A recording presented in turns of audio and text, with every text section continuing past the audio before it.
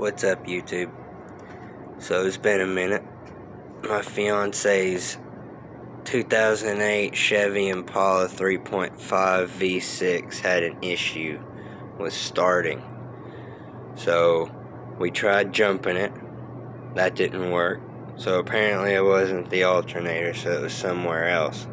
Got a little discouraged.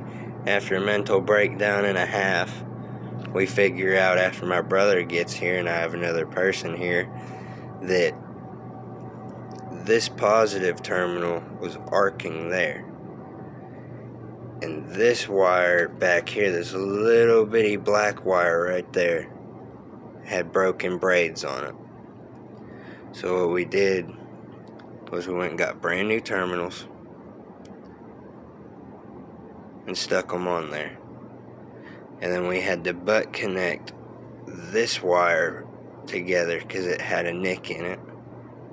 And then we moved this little sensor back up near the battery.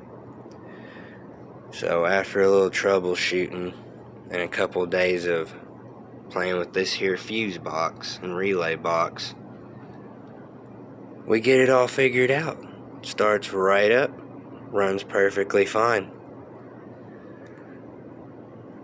I think I may do an epic vlog video on this car because it's just one problem after another that we have to weed out.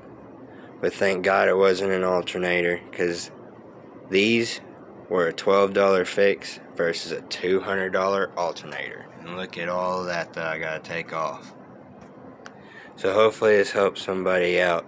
If your car starts to like turn over, you turn the key over, you lose power instantly, everything shuts off, you know it's not the alternator. It's a glitch in the wires. Like, share, and subscribe. Help me out here. Thanks, guys.